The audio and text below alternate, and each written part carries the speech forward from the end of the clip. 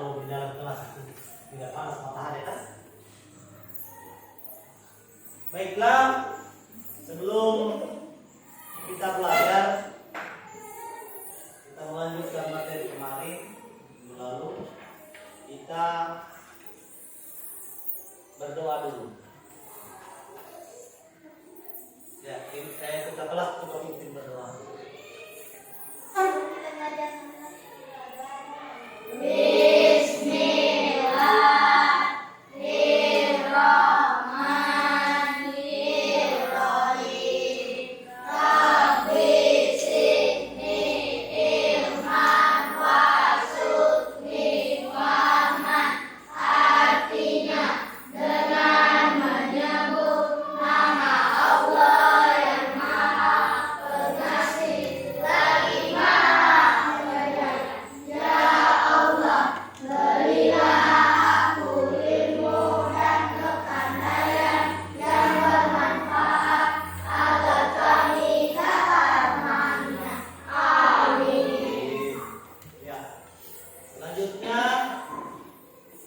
Kita menyanyikan dulu lagu kebangsaan. Lagu Indonesia Raya bisa?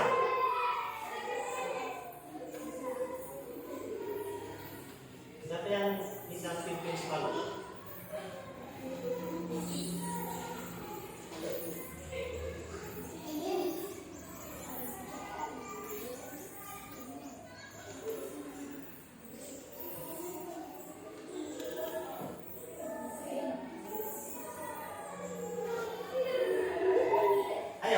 Ke depan. Ya, semua berdiri kalau Indonesia Raya.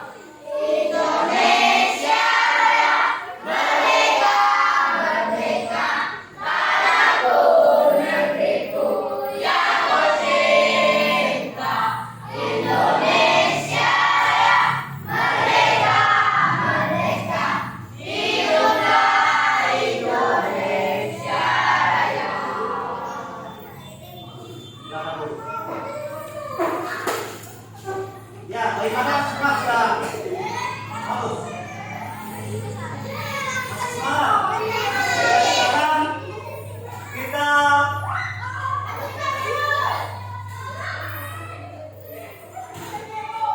Sekarang kita tepuk semangat.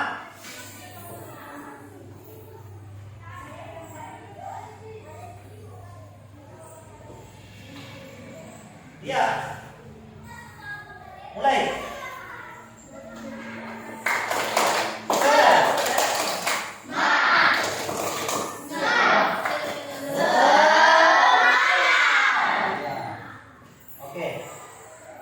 Jadi itu tadi adalah kegiatan refleksi supaya jangan ada yang ngantuk, supaya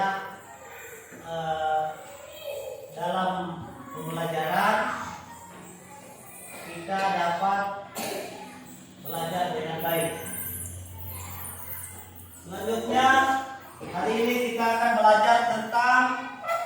beriman kepada Allah dan Rasulnya. Ini tentang fase akidah ya. Jadi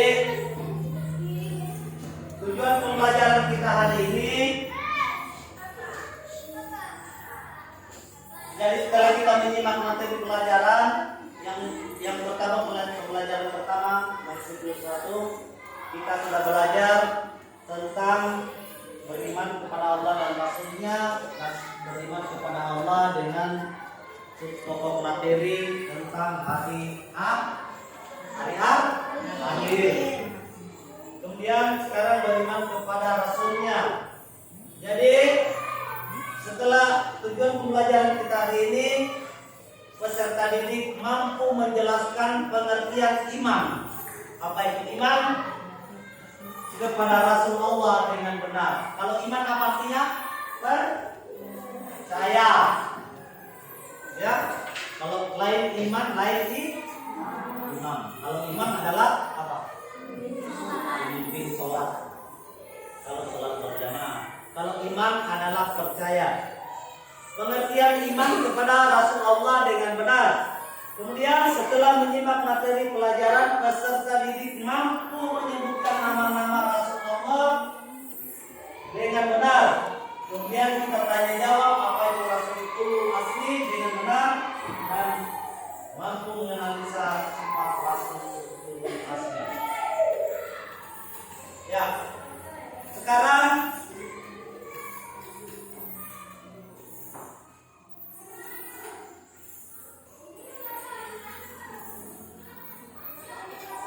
keluar semua buku pelajarannya.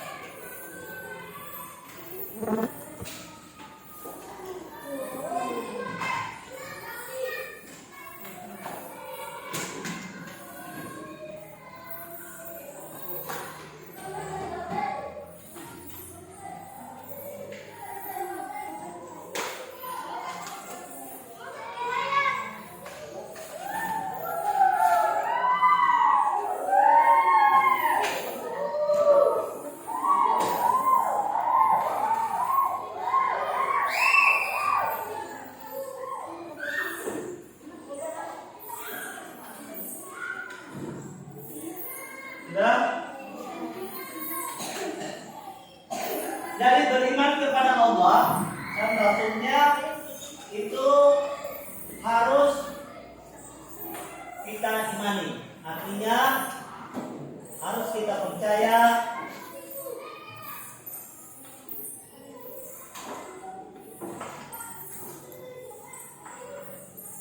ya.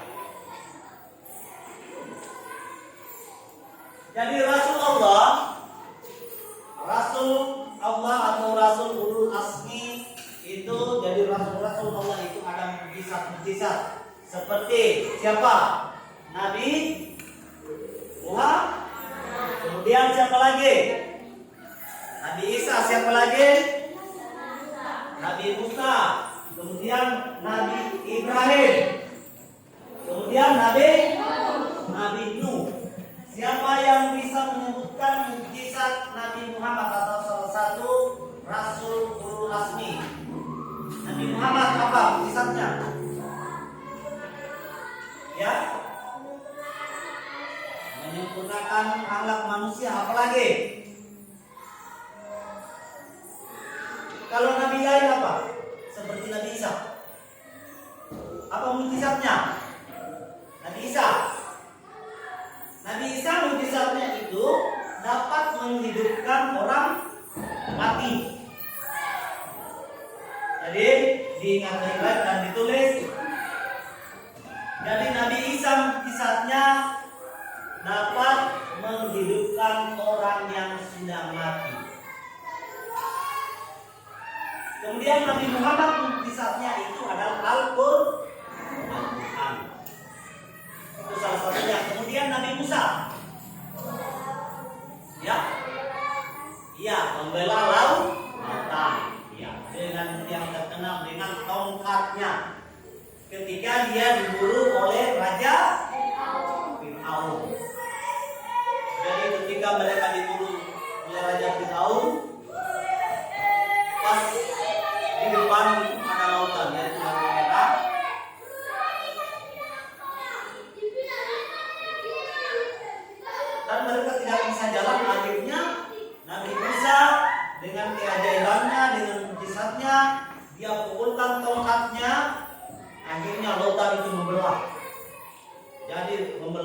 jadi kosong di tengah, mereka jalan lari. Dan setelah mereka sampai di seberang, Fir'aun mengikuti mereka. Ketika mereka sudah sampai di sana dan bala tentara Fir'aun pas di tengah-tengah lautan, itu laut tertutup kembali. Jadi akhirnya mereka tenggelam dengan bala tentaranya dan Fir'aun tenggelam. Akhirnya sampai sekarang mayat atau jasad Fir'aun itu dibalsem atau diawetkan. Sampai sekarang masih ada di Mesir. Kemudian Nabi Ibrahim, apa kisahnya? Ya, apa Nabi Ibrahim?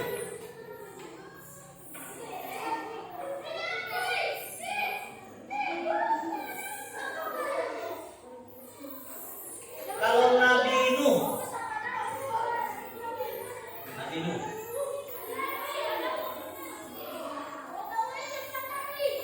Nabi Nuh itu yang membuat apa? Yang membuat kapal besar, yang memuat semua binatang-binatang dan hewan-hewan yang ada di muka bumi. Jadi dipercaya di dalam Al-Quran itu sudah dijelaskan bahwa dunia ini pernah tenggelam sepertiga. Dan buktinya ada kapal atau bahtera Nabi Nuh, bangkainya yang ditemukan di gunung sampai sekarang. Kenapa mereka disebut ulul azmi? Karena banyak mengalami berbagai cobaan dan penderitaan. Ingat-ingat ya, nanti itu biasa di dalam ujian itu muncul. Jadi ketika menyampaikan ajaran Allah, karena itu di atas ketabahan dan kesabaran mereka, Allah menganugerahi mereka gelar ulul azmi. Jadi itulah nabi-nabi ulul azmi, artinya nabi pilihan yang dipilih oleh Allah untuk menyampaikan wahyu-wahyu dan diberikan kitab-kitab.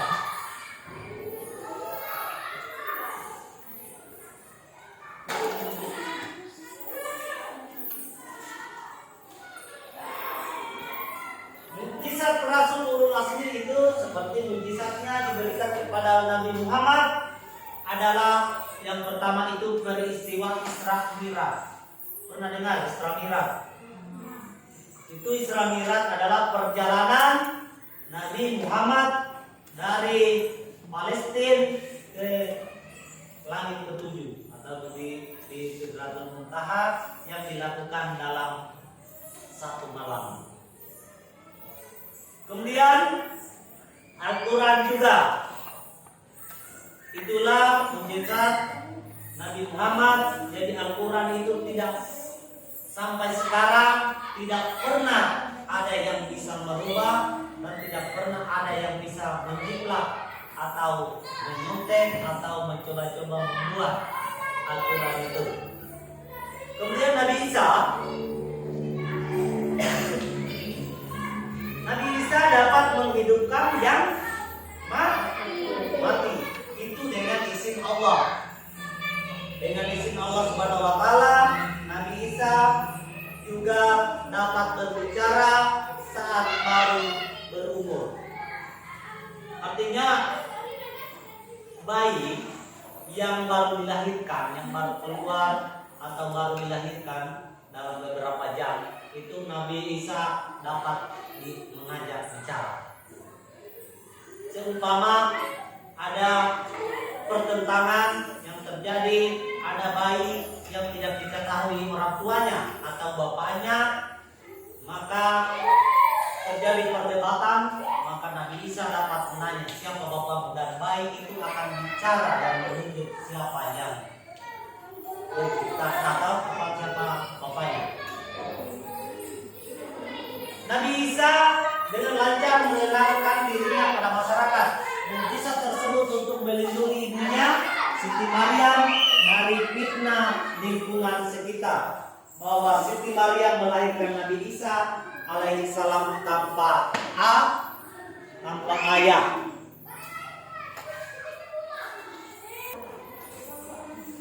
Itulah mujizat-mujizat Rasul Ulul Azmi. Kemudian Nabi Musa alaihissalam adalah tongkatnya yang dapat berubah menjadi ular.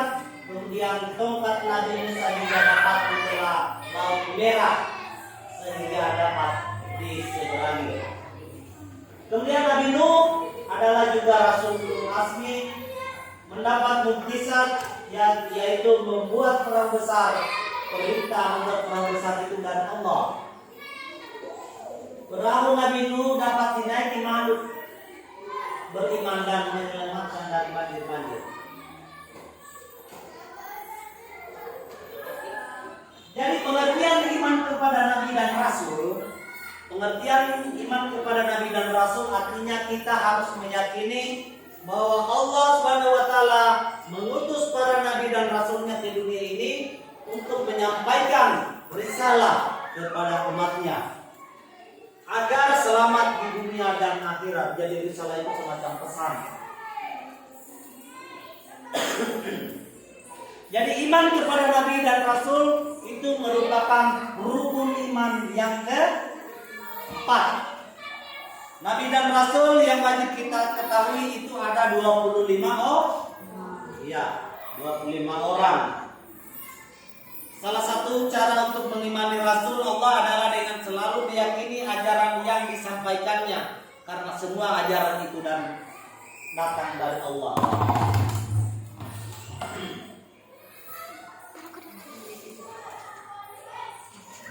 Jadi semua agama baik agama Kristen, agama Hindu, Buddha dan apalagi yang lain itu datangnya dari Allah.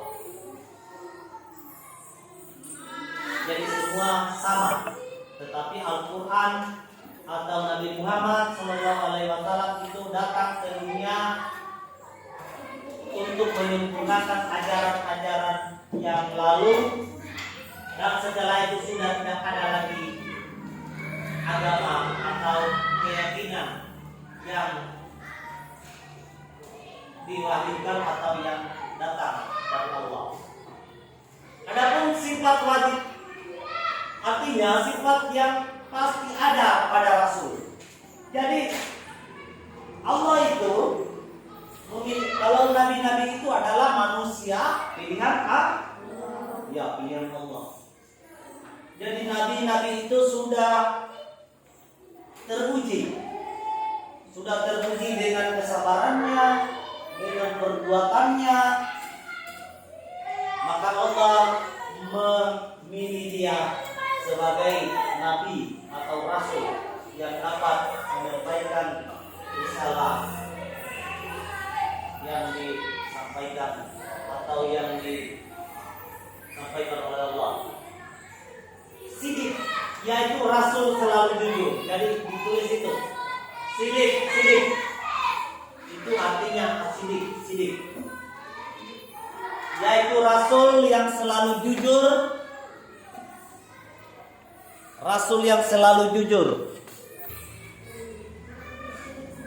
Ya, sidik yaitu rasul yang selalu jujur dan benar. Ini saja satu titik. Kemudian amanah. Jadi ini sifat-sifat wajib rasul.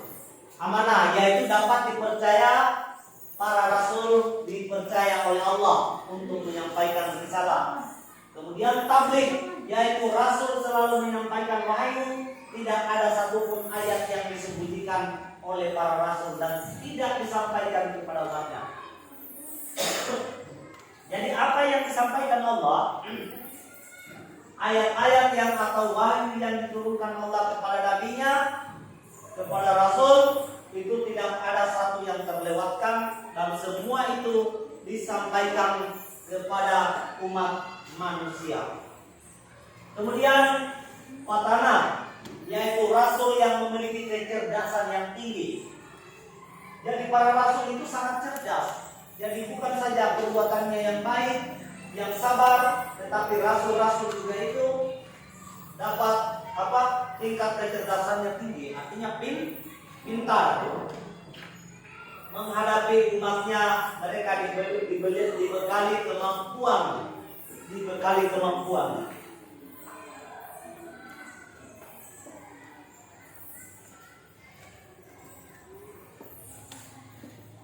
Ya, dibekali kemampuan hebat untuk menghadapi umatnya, terutama saat menghadapi para penentangnya. Jadi rasul-rasul atau nabi dan rasul yang menyampaikan risalah kepada umat manusia itu tidak segampang langsung diterima. Tetapi mereka ada yang menantang, bahkan ada yang sampai membunuh. Siapa yang mengikuti ajaran umpamanya ajaran Nabi Muhammad, mereka ada yang menantang, tetapi ada juga yang dengan kecerdasannya dapat menerima dengan akal sehatnya. Jadi itulah adalah sifat-sifat rasul yang wajib. Itu ada 4, yaitu sidik, amanah, tabligh, matanah. Itu 4.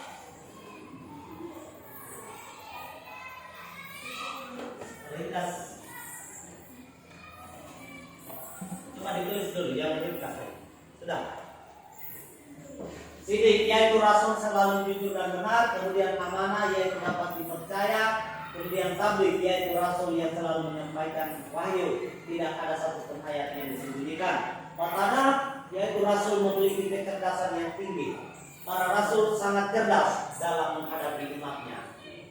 Jadi ada trik-trik tersendiri, ada cara khusus yang dilakukan untuk meyakinkan kepada umat manusia bahwa ajaran yang mereka bawa itu adalah risalah yang datangnya langsung dari Allah dan tidak ada satupun ayat yang disembunyikan.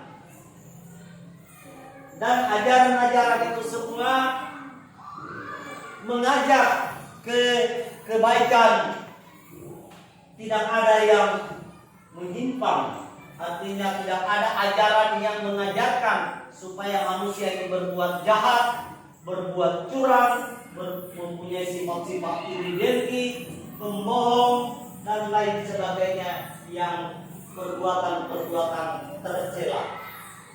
Itulah risalah-risalah yang diterima atau wahyu yang diterima oleh para nabi dan rasul Allah. Sehingga mereka disebut dengan ulul azmi. Dan sifat-sifatnya itu mereka ada 4 bagian.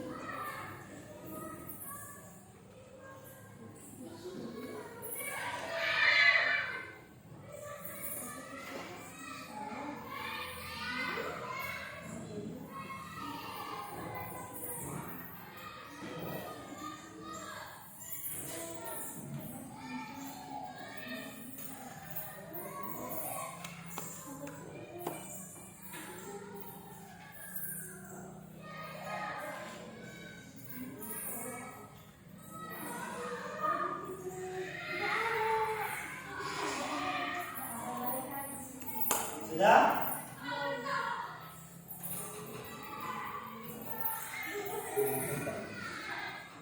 Kemudian sifat-sifat mustahil bagi rasul itu seperti kalau mustahil itu apa? dalam bahasa Indonesia? Mustahil itu artinya tidak mungkin. Jadi sifat yang tidak mungkin bagi Rasul artinya tidak mungkin dilakukan oleh Rasul. Seperti kisih artinya berbohong atau berdusta, kemudian khianat artinya perbuatan yang bertentangan dengan janji. Kemudian al-kitman artinya menyembunyikan, tentunya Rasul tidak pernah menyembunyikan kebenaran yang diberitakan Allah. Kemudian al-balada artinya bodoh, tentunya Rasul tidak mungkin bodoh. Sifat jais. Sifat jais itu dari bahasa Arab adalah boleh. Sifat jais, sifat yang boleh terjadi pada diri Rasul seperti sifat jais hanya ada satu ayat itu al-adul basyariah. Yang dimaksud dalam al-adul basyariah adalah sifat yang sama dengan manusia pada umumnya, yaitu makan, minum, haus, sakit, lapar, sedih, senang, beristri dan sebagainya. Namun sifat-sifat manusia ini tidak mengurangi atau menurunkan derajat seorang Rasul. Jadi Rasul dan Nabi dan Rasul itu adalah seperti manusia biasa, hanya mereka punya kelebihan tersendiri. Mereka juga tidur, mereka makan, kalau sakit, mereka juga beristri, anak-anak, dan mereka juga sholat seperti manusia-manusia lainnya. Yaitu yang itulah yang dimaksud dengan sifat jais.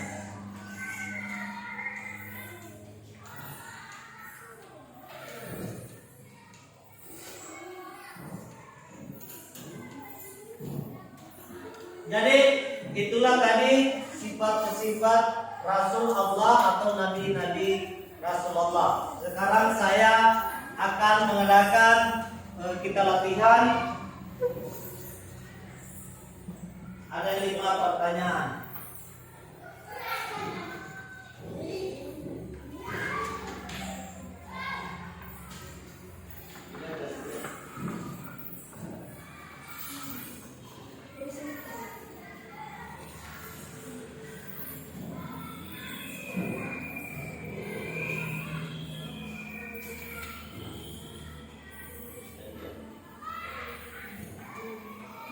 Jadi coba perhatikan di situ.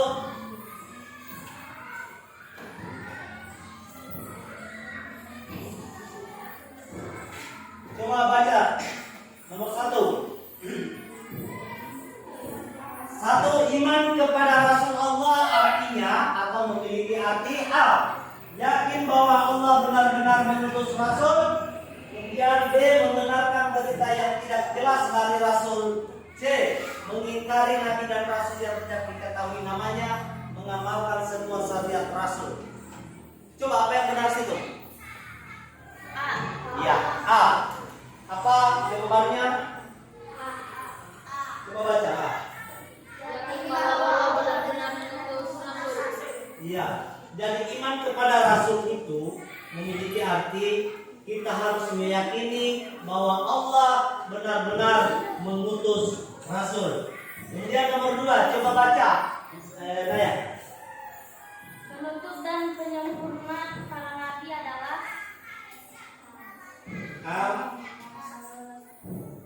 Penutup dan penyempurna para nabi adalah siapa? Nabi Muhammad. Jadi setelah Nabi Muhammad itu sudah tidak ada lagi nabi dan rasul. Kemudian nomor 3, coba baca. iman kepada Rasul harus diiringi dengan perbuatan. Baca A-nya menolak. A. Menolak ajakannya. B. Mengikuti perintahnya. C. Mengingkari isi wahyu lainnya. D. mengingkari ajarannya. yang benar apa? Kita harus ya, jadi Nabi iman kepada Rasul. Kalau kita sudah imani Rasul, Nabi juga kita harus mengikuti perintahnya, karena perintahnya itu tidak ada yang melenceng, tidak ada yang mengajarkan dan kebatilan. Kemudian nomor 4, baca. Buah iman kepada Rasul adalah, coba baca. Coba baca.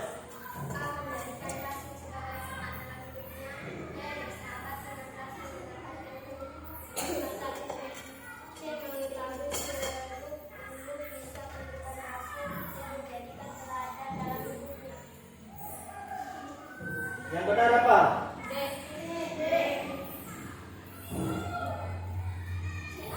D. Yaitu menjadikan teladan dalam hidupnya. Jadi kalau kita ikuti berita Nabi dan Rasul itu, kita jadikan teladan di dalam hidup kita selama di dunia. Kemudian nomor 5.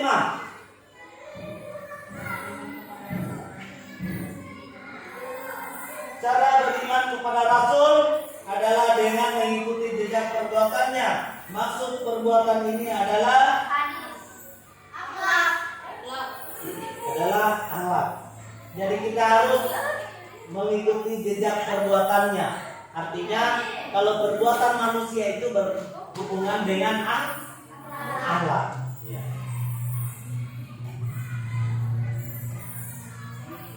Jadi itulah pokok pasal yang kita atau tema yang kita pelajari hari ini tentang iman kepada Rasul Allah atau iman kepada Allah dan Rasulnya atau iman kepada Rasul Allah. Demikianlah untuk pembelajaran kali ini. Nanti kita akan sambung lagi dengan iman kepada Allah dan Rasulnya di pas kedua. Nanti kita perseru lagi dan saya akhiri dengan ucapan wabillahi taufiq wal hidayah. Wassalamualaikum warahmatullahi wabarakatuh.